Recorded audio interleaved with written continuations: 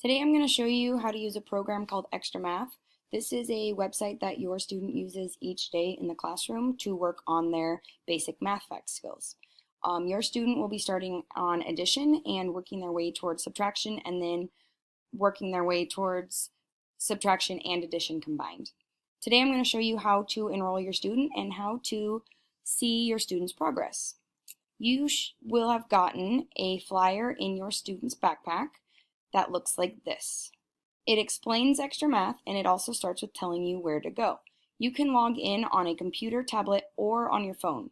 Keep in mind that on a tablet or on the phone would require you to download an app that costs $5. On a desktop, it is free. The website is called extramath.org. It is with an X, not with an EX. When you get to this section down here, it says here's how you enroll. It also comes with an enrollment code. On the page, you will go to the enroll button, and you're going to enter in an email.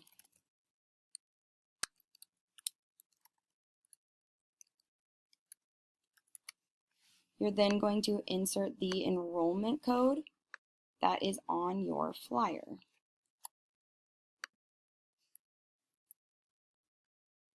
You click that you give them permission to record your student's progress. Then you click enroll.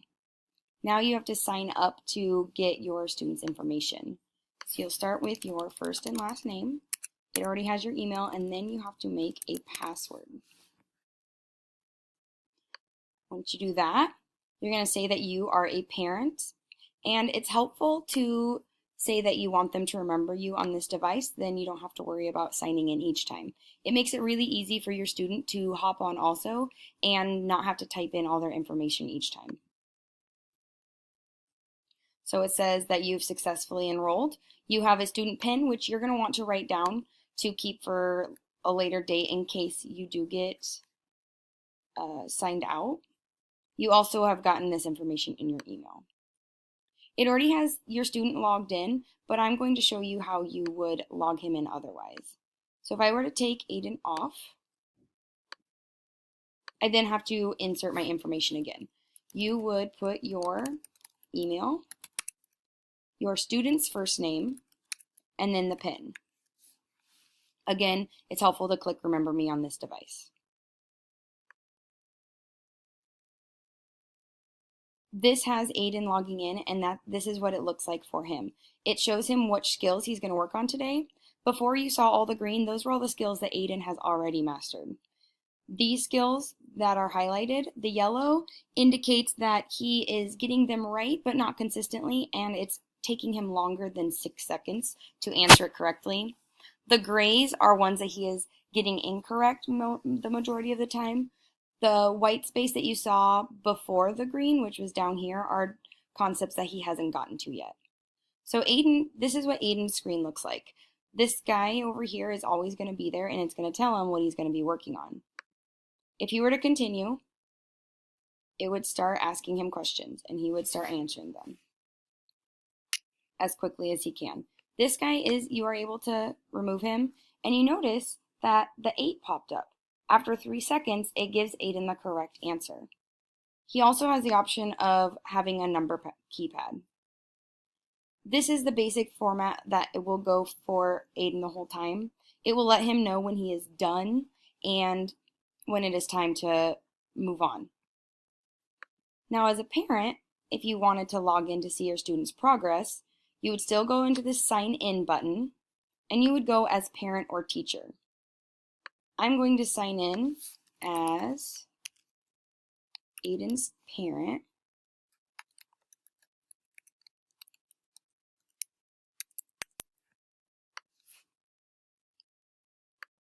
And this is the screen that looks like for you. This shows you each day how Aiden's been doing. As you can see, he's using it consistently in the classroom, Monday through Friday. Some days he might be absent, or days that we don't have school. Those are the days that don't have a color. So the green indicates that Aiden answered 90% of the questions correct within 6 seconds. The yellow indicates that Aiden answered 10 to 25% of the questions incorrect, or he answered too few questions.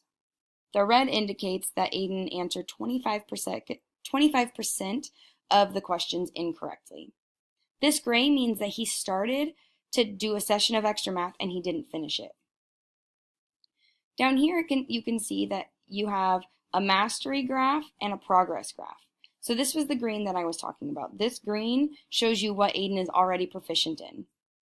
Aiden also has a score. Now this score can't be thought of as like he has 77% correct because the questions are weighted.